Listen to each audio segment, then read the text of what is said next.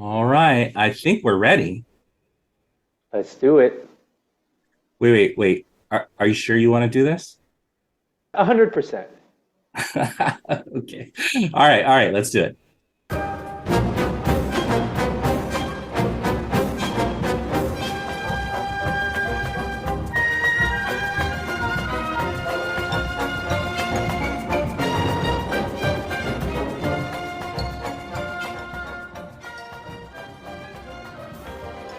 Welcome to the Radical Bureaucrat Podcast, a podcast for people trying to change institutions from the inside. It's been a long time, Abram. It really has, but we really needed to revive this whole conversation. We did, so let's get into it.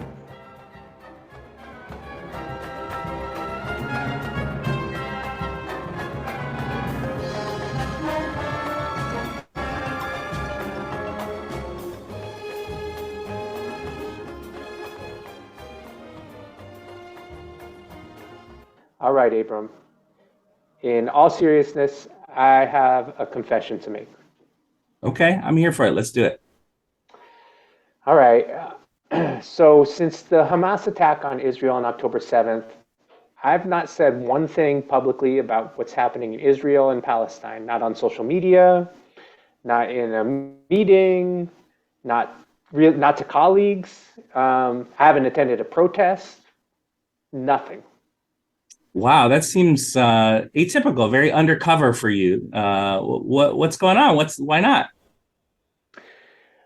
Well, right away, right as, within that first few days after October 7th, I learned that I have loved ones on different sides of this divide. Hmm. And I got very afraid that I would offend them or even lose those relationships. And that was front and center. That just did not, that felt like, the most important thing for me. And I didn't want that to happen. But there were also a few other things happening for me. So the first thing is that I realized that I don't know shit about this. There's a really complex history here Hmm. that I don't know as well as I thought. I and I already know I don't know very much, but there's so much more that I don't even know I don't know. Hmm. And the second thing is that I wasn't really sure what speaking out would accomplish, especially through isolated social media posts. Um, but then I realized that silence was not in keeping with my values either.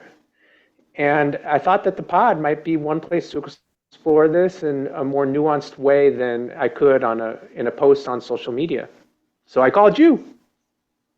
Yeah, I'm glad you did because really, I was kind of puzzling through some of the exact same things. Without thinking, I should call Sam. So I'm glad you called first. I spend my days organizing action research and community listening stuff with school districts and school boards and that kind of thing. And several people turned to me in the first few weeks with, "How do we talk about this? How do we talk about Palestine? I'm worried that this, I have people on both sides on my staff, all this kind of stuff." And then I also spend evenings and weekends organizing church for a long-standing group of abolitionists and anti-racists in New Haven. And a big community partner of ours was in the Times on New Year's Eve with a story on this exact topic, like how talking about Palestine can really lead to some problems within organizations. And so I'm really glad that you called because I don't really have answers, but I think it really helps me to be able to have these conversations and puzzle through it together. Absolutely. I mean, that's the thing that I'm most looking forward to is just talking to you about this. And somehow having the podcast gives us a structure and accountability, really, for really diving into this. So, Mm. listeners, um, when we realized how important this learning was for ourselves, we decided to get to work. And and so we want to share what we're doing. And for the past couple of months, Abram and I have had weekly conversations to figure out how the heck are we going to talk about Palestine? Yeah. And we've also been doing a lot of reading and talking and bouncing ideas off other people. And often we encounter the exact same advice from folks that we really respect and love. Yeah, that's to be careful. Um, And we've even been advised not to do these episodes at all by some people. But hopefully they'll understand better why we had to by the time we get to the end of this series. Yeah, and so where we landed was this four-part series, which we've titled "Seeking Authentic Dialogue and Building Beloved Community." And we really hope that anyone hearing us will be encouraged to go on their own journey like this, to have these kinds of conversations. That's right. And we would love it if you reach out to us and let us know what you think. That's right. You can reach us at info@radicalbureaucrat.com. Once again, that's info@radicalbureaucrat.com. And let us know what you think. And we'll be putting that in throughout this series. So we are going to talk about Israel and Palestine, but not just yet. And first, we want to examine some critical questions. So they're like, how do I talk about these controversial topics weighing on my heart and mind without damaging important relationships?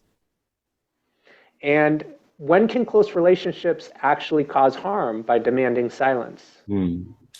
And how do I break silence effectively? What are some approaches or strategies that I can try? We truly don't know all the answers to these questions. So we're taking advantage of this space that we've been building to explore them. I'm excited just to gain some personal clarity here, but I'm also hopeful. I hope that our attempt to engage in this difficult conversation with love and respect can be a model for how we can do this in our personal and public lives. So today we'll start this process really by exploring and invoking these three core values that we're trying to sustain while engaging in these kinds of challenging conversations. And those three values are humility, community, and justice. The first one we're going to jump in with is humility. And we didn't quite know how to speak on what it meant. But I'll start by saying, like I said, I don't know anything about this issue, right? And so I have to start from this place of not knowing and of curiosity. And so I asked Abram to do something a little different here. So as longtime listeners might remember, Abram is a devout and active, what he calls praying Indian, quote unquote. Yeah, right. Those are his words. And what you might not know is that he serves as the moderator of the historic community at United Church on the Green in New Haven, Connecticut. That's right. I really love being a part of an institution that's actually older than the United States. It helps to kind of put things in perspective. So I see Abram as both spiritual and wise, and I propose to him the idea of opening up this episode with a prayer for humility. If there's one thing I'm convinced of, it's that the right path to beloved community is built upon a firm bedrock of humility, and that humility is a spiritual matter. Thanks, Sam. I really wasn't sure about the idea at first because I don't want people to feel weird. I kept reflecting on what I practice as humility. And this is kind of what emerged. It's actually sort of odd because I think Sam is probably better at practicing humility than I am. Yeah, I actually don't disagree with that, but I don't know what that says about my own humility. Yeah, I would say that, right? But I also, one thing that I think Abram is much better at than me is practicing a spiritual lifestyle. And so that's why I really turn to him for guidance on this. And I, just for listeners' sake, I'm not a religious person, but I do believe in prayer for many reasons. But one of them is just the way in which it can center us and ground us, focus us in what we're trying to do here. Yeah, so humility's been this lifelong journey for me. I'm still learning how to be humble, I think. And I spent a lot of time really trying to walk in humility with some mixed results. I haven't always done it well. The word itself, humility, brings to mind this image of getting down into the dirt. The original word in Latin is humus, which means good soil, soil good for farming. And the word is actually still used in the environmental sciences today to refer to the decomposed organic matter that's important for plants to thrive. So this is why you compost for your garden, because the soil needs more organic matter. because the plants take the organic matter out of it and make it into new plants. And so you have to keep adding growing things into the same patch of earth. That's why you do composting.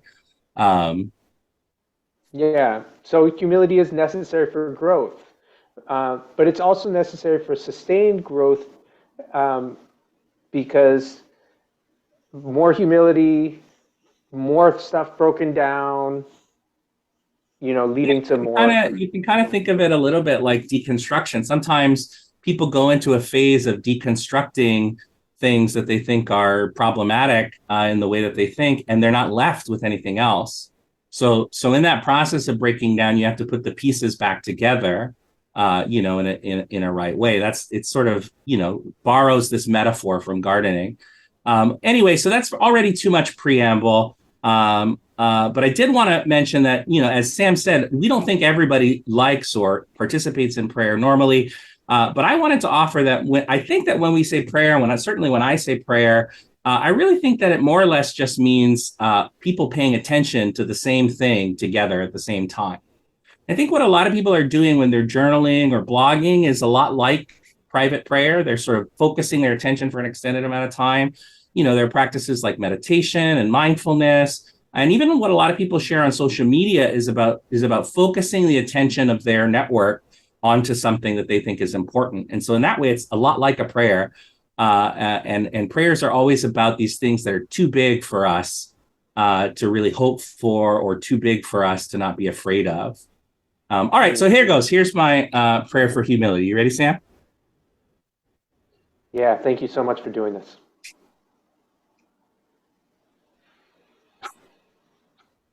Let me be useful, helpful, and kind. Let me see and name the limits and biases of my own small perspective. Let me trust in our collective spiritual power, trust in our connections to mysteries divine, treat with love and care the humans all around me, the many that have lived things I never will. Let me welcome all voices with ease, approaching the whole together. Help me walk more gently in balance with these sacred lands, ecosystems that have conspired to sustain my life, the lives of those precious to me, beloved beyond number, precious and fragile. Help me to listen to dwell in good relations with this land beneath my feet, these interrelated things that dwell here, these people, and the ancestral hope that they ferry. Let me listen now for the great many who made a way where there was no way. Give me the strength to do likewise. Let me listen now to understand, speak what is needed with honesty and integrity, acknowledge the imperfection inherent in my own humanity, the impacts that so many errors inevitably leave behind. Let me be of service today and for the rest of my days, offering my hands and my spirit to the work. Aho.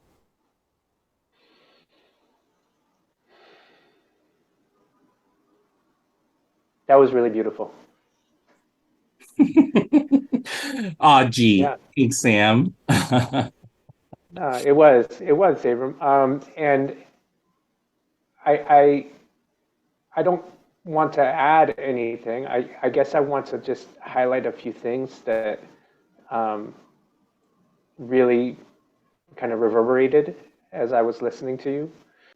Use the words ease and gentle, right? Which I don't necessarily think of when I think of humility, but that those stuck out to me. I've obviously looked at what you wrote before, but on this reading, this can be something that we do in a more relaxed way. I mean, I guess I want to ask you, why do you think you included those words? I think so. I think sometimes we can confuse humility with humiliation, Hmm. where we feel down or like, beat up. And that's not, yeah, that's a part of humility. I think when you're humiliated, you're humbled. Like, you could also make yourself humble and probably be humiliated less, right? Because often when we're humiliated, it's because we overreach. But if we're Hmm. humble to start with, right, we're more likely to not be humiliated. And so, in some ways, what humbleness is about, I think, is about walking through life gently, walking through other people's lives gently, not Hmm. hoping to push people around or lord over people because you know more than they do or something, or like, you somehow have the answers that they don't. Uh, Yeah. but it's the more gentle work of asking people what they think the answers are, and of making sense, being honest with what they say, making sense of what they say. So yeah, I think there's a lot of gentleness in humility, but I think in our culture we think of humiliation more frequently than we Mm. think of humility that comes from within us. We think of a Yeah. humility imposed from outside of us. Yeah. Yeah. Yeah. That's profound. There's another thing that stuck out to me in this reading, and it just I feel like it's underlining something that we've already mentioned several times. But the line you said, "Treat with love and care the humans all around me, the many that have lived things I never will." Mm-hmm. And so again, this theme that we don't know so much, we Yeah, never I mean, will. There's so much we will never know. And what we're really here to do is try to just understand as best we can, much mhm. more than having a hot take or, um, you know, a kind of um, uh, crystallized ideology. Like, I know that what I'm here for is to understand. And yes, we do have opinions, and it is important for us to speak our truth, um, especially when it comes for standing up for oppressed people. And at the same time, like recognizing that there's a limit to what we know and what we will ever understand.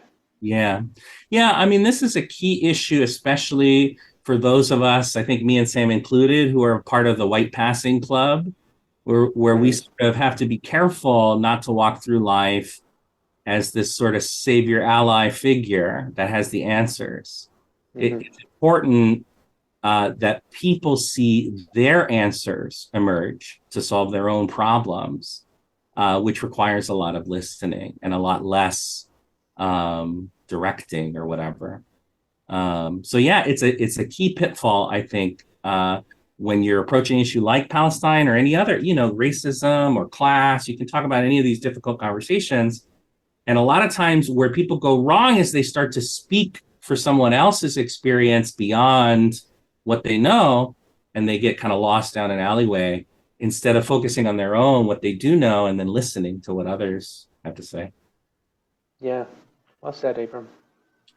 All right. Let's take a little break and then we'll move to community.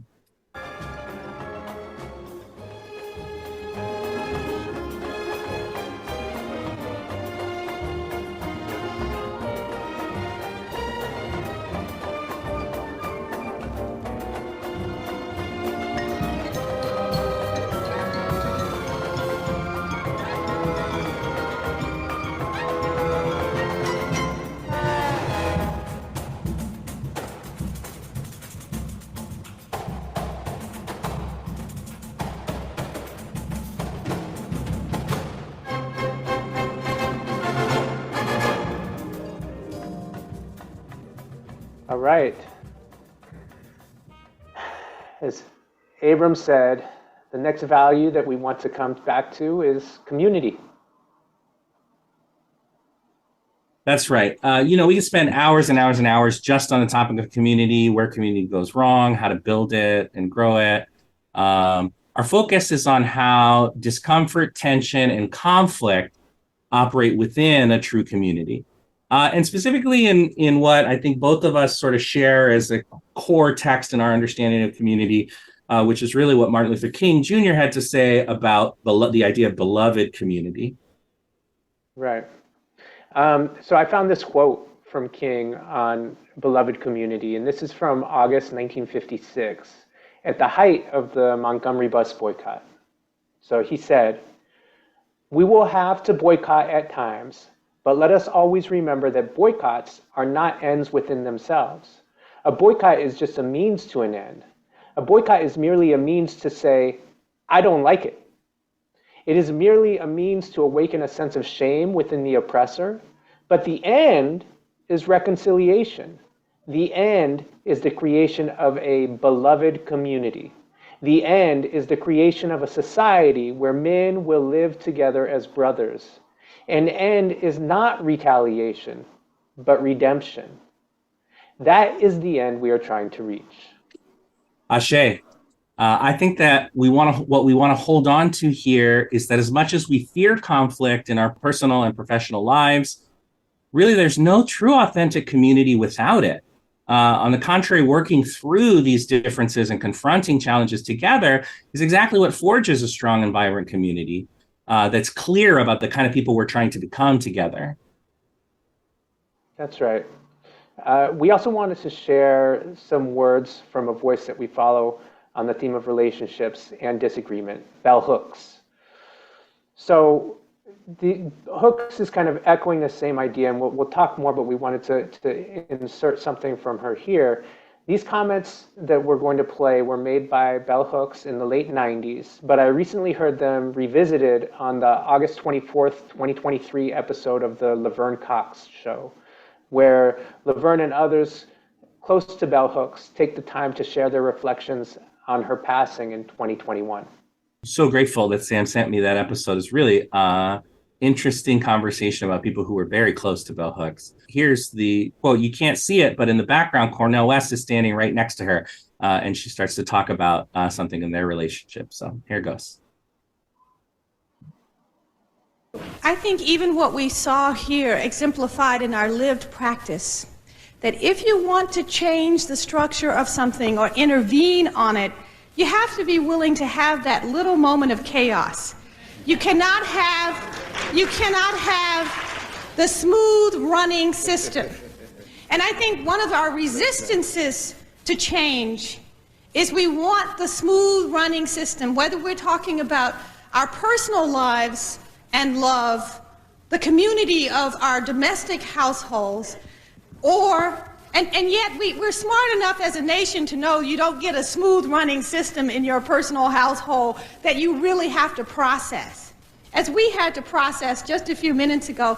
And the reason I bring that up is often we respond negatively to the moment of process.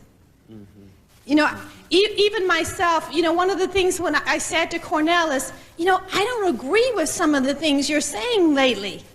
But I didn't really want to greet him after not seeing him for such a while with having to admit that I don't agree.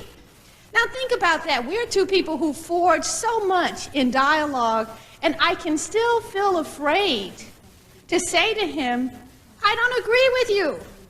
And I think that so much of our shying away from anti-racist struggle is the fear that we have that when we come together in our differences and there is disagreement, we will have conflict and everything will fall apart.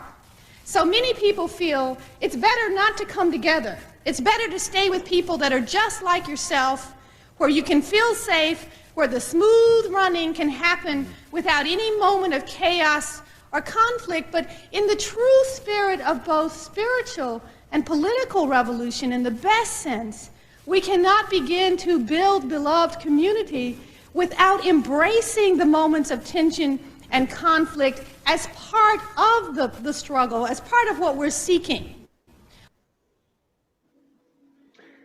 Whew. There's a lot. What an amazing voice. You know, and there's so much more reading of Bell Hooks. She was so prolific that I need to do, but gosh, every time I walk away, just like, wow. You know, what she says at the end, she started, like, it's so compelling, this idea that she's like, Cornel, I don't agree with you. And even that is hard for her to say. For these two people, right?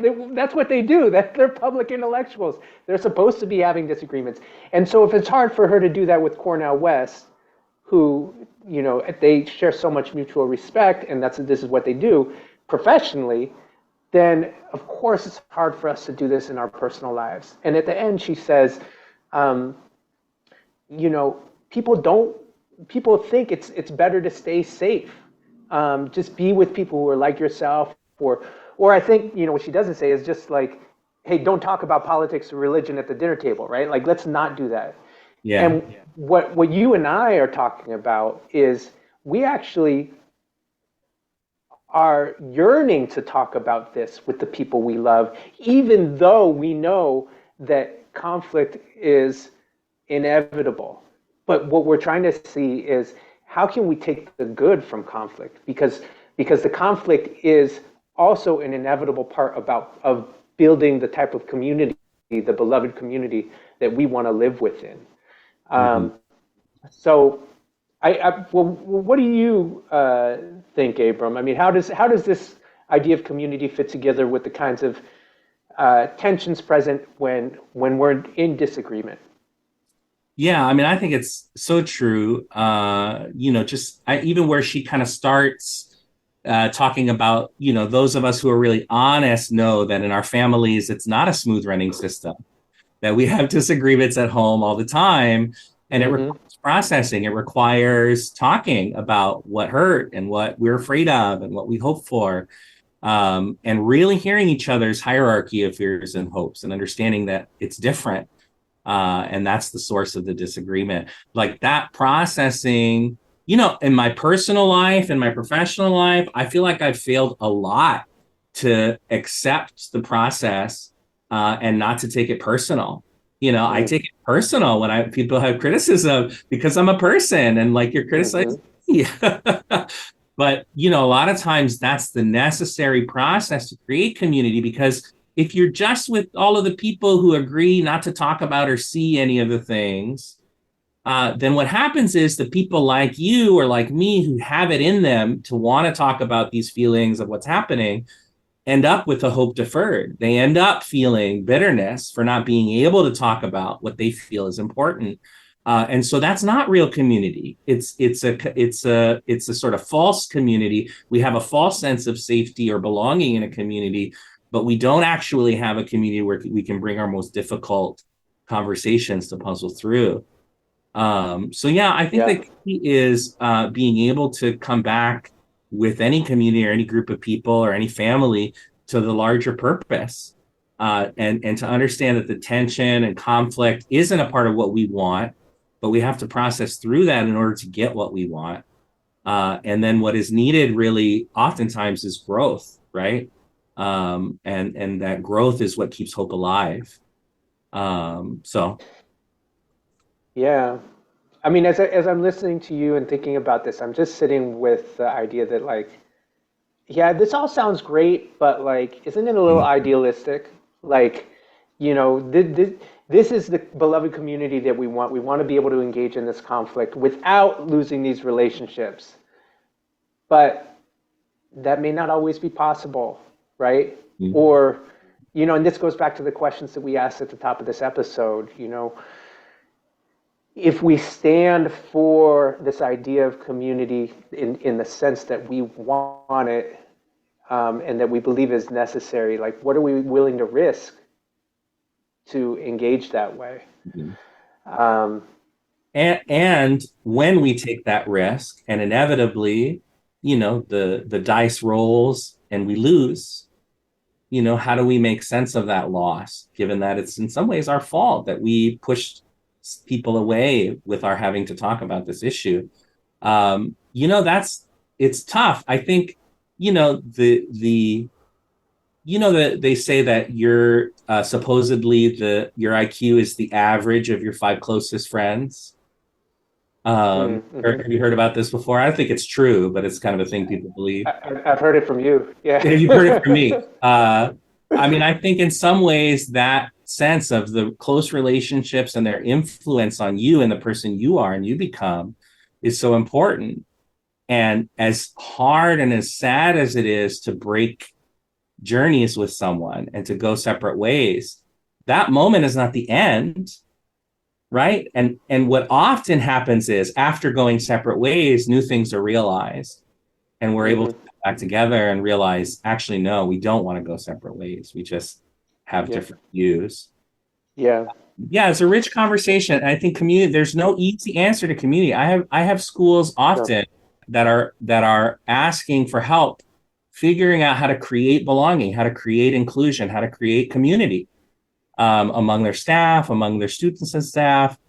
And there's no easy answer. It's a process. It takes time. It takes investment. It takes listening. There's no shortcut. There is a shortcut to like starting a club and on paper having people together, but that doesn't make a community.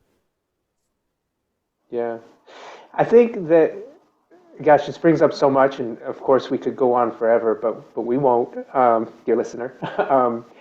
It brings up to me, we're talking about conflict, and what we're not talking about, and I think we will talk more about this, is how do we engage in the conflict? So we're not saying like, conflict is to be embraced, conflict is inevitable, so we're going to go out and just like say whatever's on our mind, right?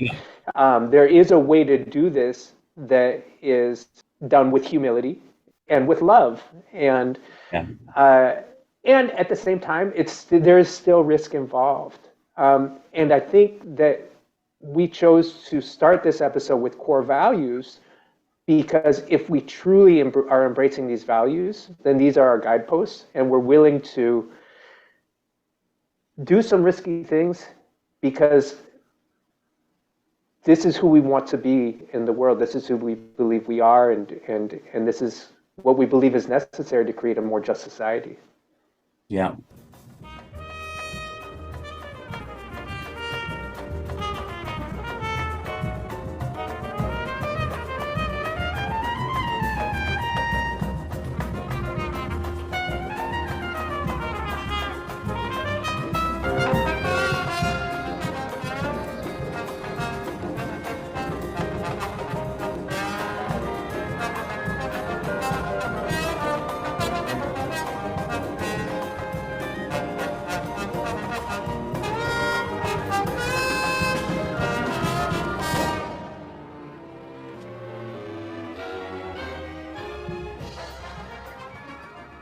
All right, the third value that we want to hold on to, we had humility and we had community.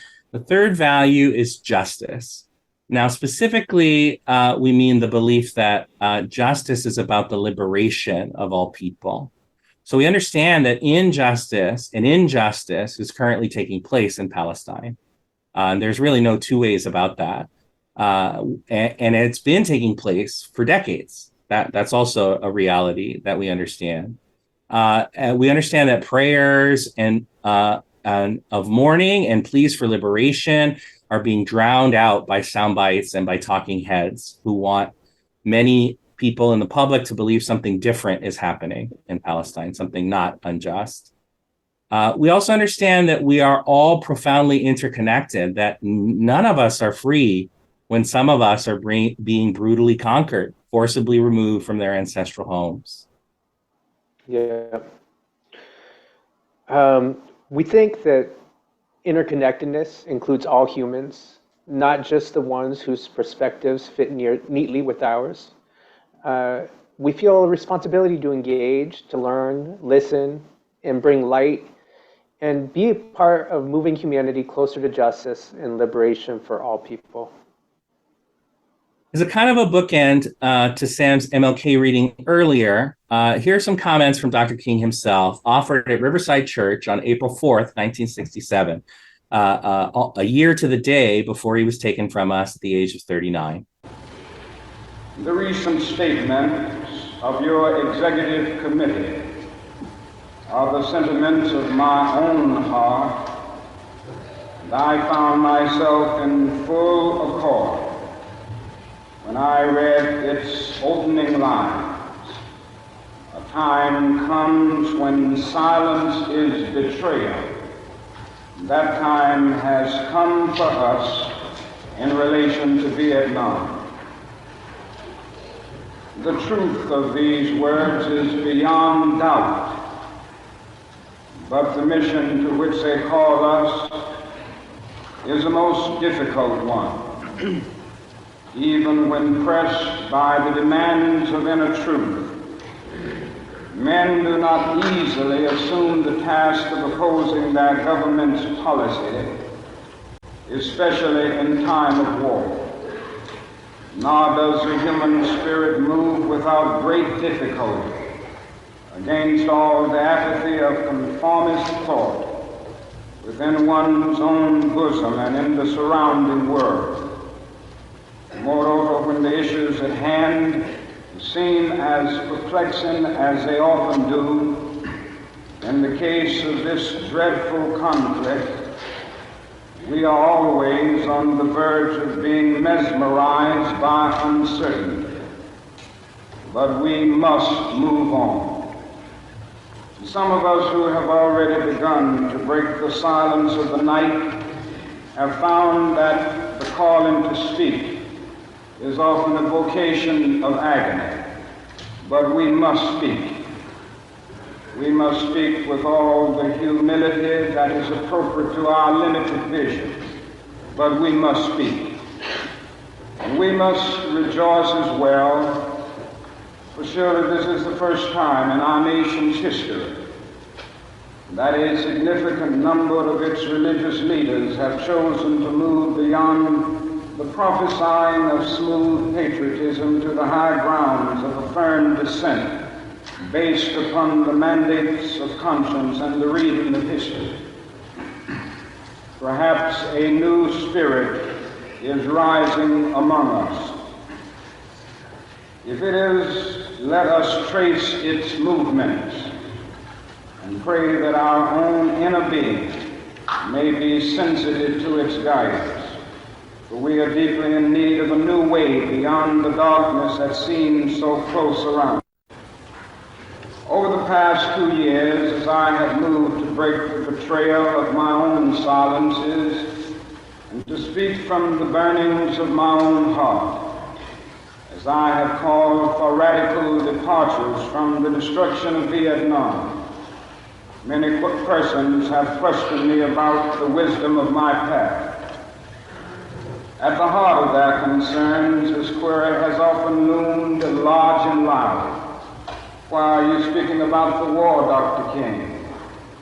Why are you joining the voices of dissent? Peace and civil rights don't mix, they say. Aren't you hurting the cause of your people, they ask. And when I hear them, though I often understand the source of their concern, I am nevertheless greatly saddened. For such questions mean that the inquirers have not really known me, my commitment or my calling. Indeed, their questions suggest that they do not know the world in which they live. Powerful words from Dr. King in the speech Beyond Vietnam. Yeah. Well, there's so much to say, and I'll state the obvious. There's a parallel here. He's talking about the war in Vietnam, and what sparked us to have this conversation is the war that's taking place in Gaza. Or if war is not the word, the attack or occupation, whatever it is. And he says, he's speaking about why he's breaking his silence. And he speaks about it with such humility. I think he says the betrayal of his own silence, right? That he needed to come to a point where he believed it was time for him to speak. And,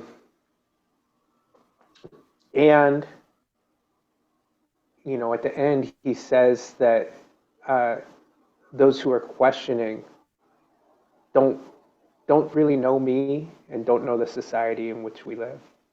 And I think that's something that we need to talk more about. What does he mean by that?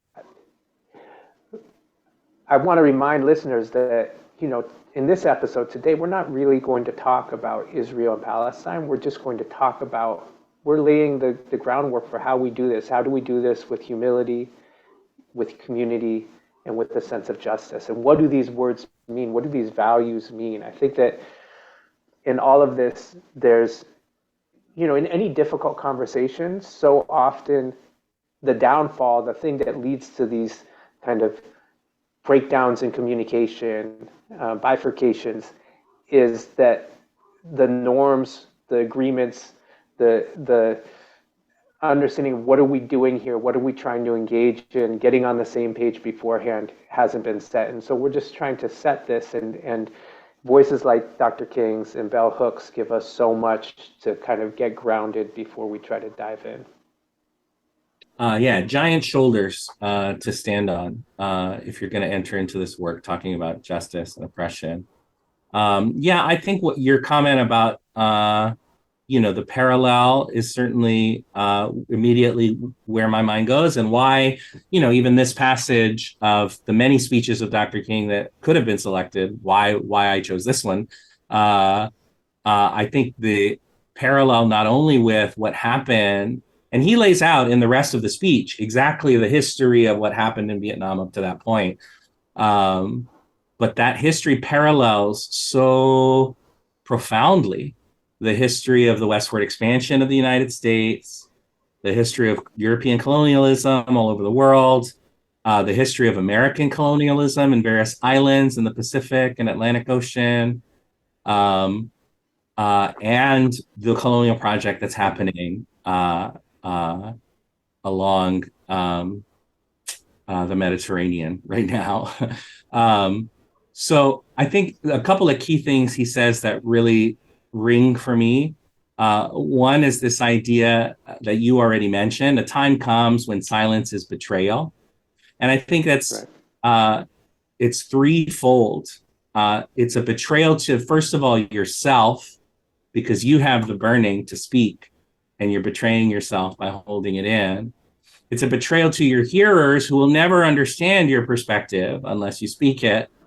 And it's a betrayal even to the people who disagree with you and who would fight you once you broke silence, because in some ways, the ways in which oppression runs as a smooth running system have to do with silence, and that oppression actually hurts oppressors as much, if not more, than it hurts others, because it perverts our humanity when we take away someone else's humanity.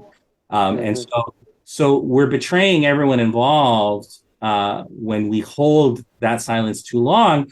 But, he says a time comes when silence is betrayal, which means there's a time when silence is not betrayal, when silence is simply realizing that you don't know enough to really speak to this yet, or realizing that you need to listen right now, not speak, right?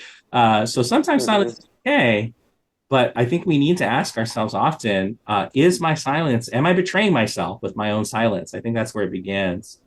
And then finally, can I just jump in for a second? Just on what you said about so silence is betrayal, right? And I'm bringing it back to what he said in 1956, 11 years before the speech at Riverside Church, where he said, look, the purpose of the boycott, the purpose of protest is not retaliation.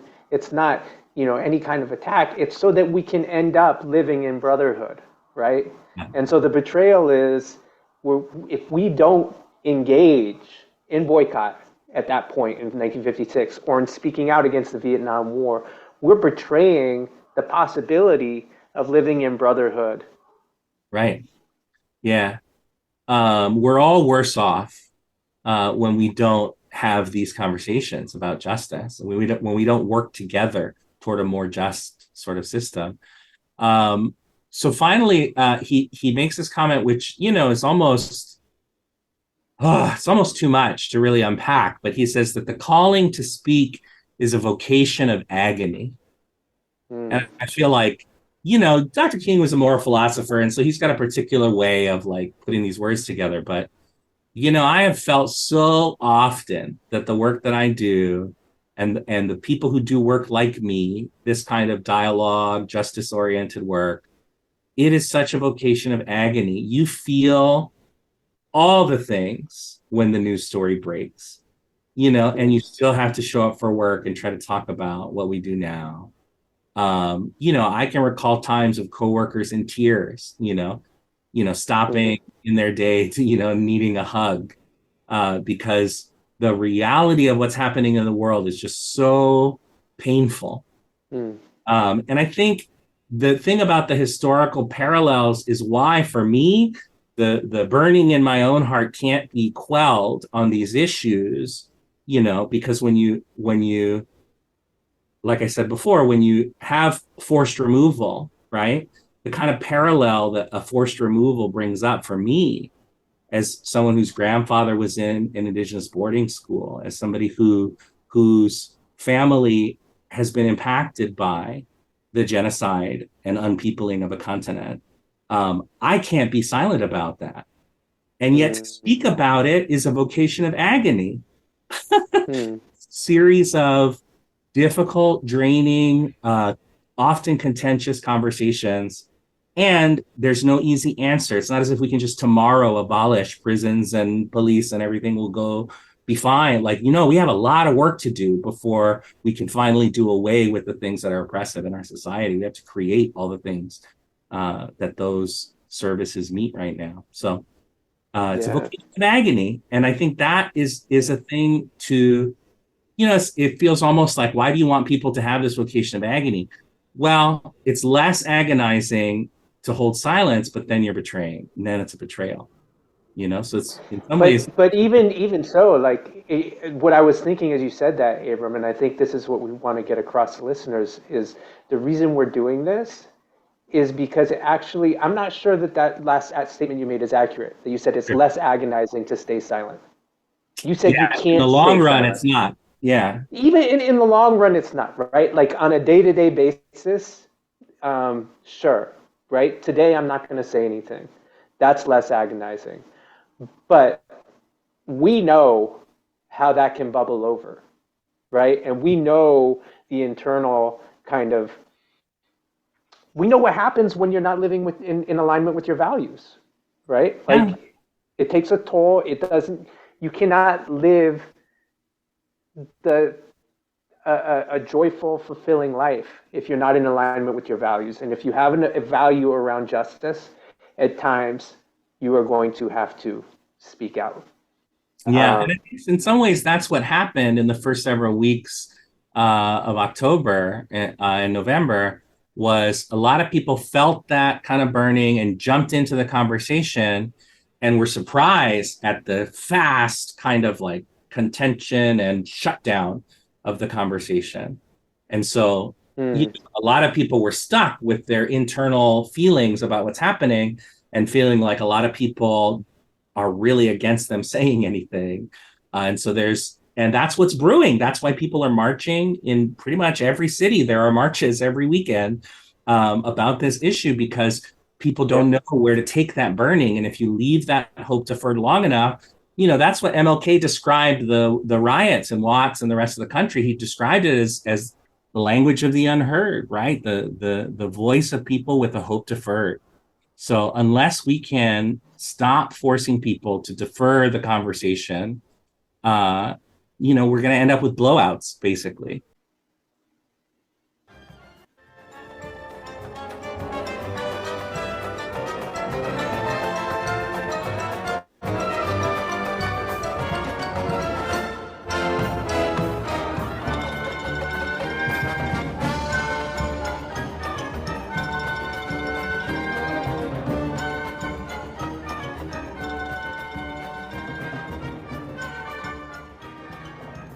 In case you're wondering, the music today is from the Orquestra Juvenil de Bahia, a youth orchestra, actually in Brazil. Okay. So humility, community, justice. This is the starting point. That's right. It really takes a lot longer to unpack all the different ways these values show up in our lives. So what we're asking for the fourth episode in this series, we're asking listeners to send in voice recordings or voicemails, or if you feel you're able to, some written comments or questions on this theme. What is it that you feel is burning in your heart around these issues? How do you think about the values of humility, community, and justice? Maybe some of you want to write your own prayer for humility. I would love that. I would love to have different ones to look at and cycle through.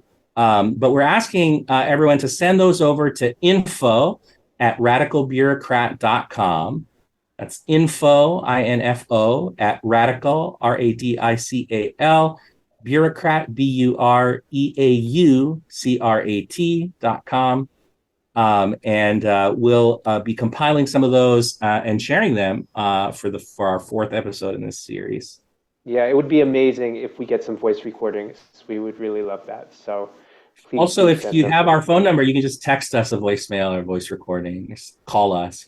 We'll take it in any form we can get it. That's right. All right. So we always,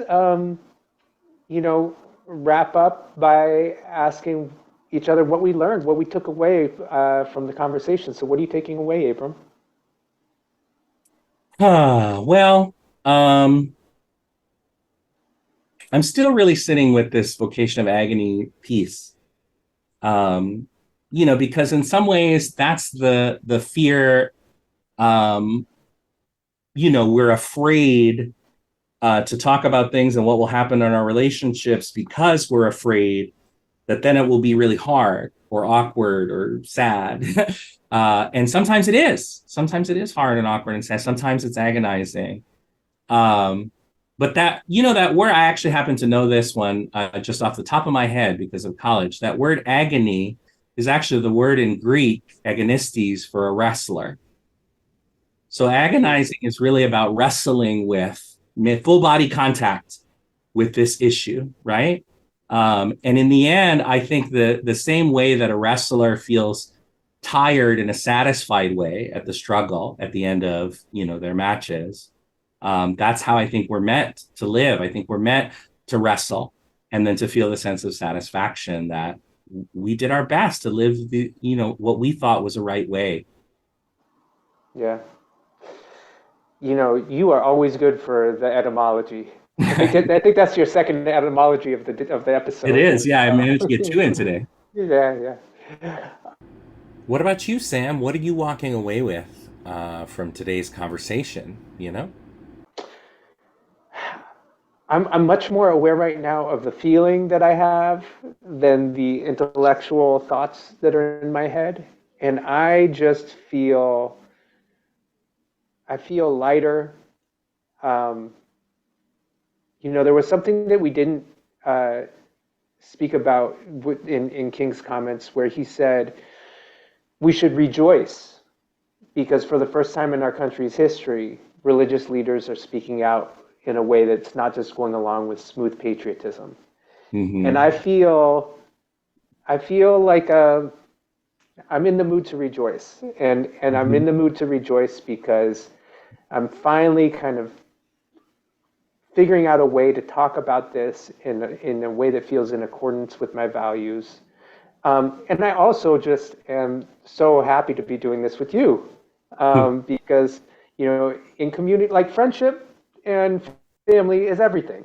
And again, that's where the fear comes from, right? Like I don't want to lose any of these relationships, but I also just want to be in community. I want to be connected with people who I care about.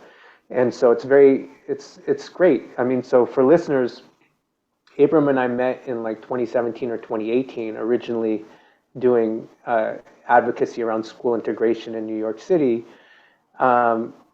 We recorded the first episode of The Radical Bureaucrat around that time, or the first season. Then we did a second season right when the pandemic started in 2020. And we haven't spoken that many times since the second season ended. We've been in contact, but not that much. And so it's so great to have a reason to just, talk again on a regular basis, talk about things that we care about. Thank you, Sam. We'll also end by being good bureaucrats. The views expressed here are our own personal opinions and do not reflect the official or unofficial position of any government, agency, policy, party, leader, or really anyone besides the two of us. Maybe you, but maybe not. This content has not been sponsored or approved by anyone and was mostly just made because we wanted an opportunity to talk about things that matter to everyone, whether they realize it or not. Thanks for listening. Peace.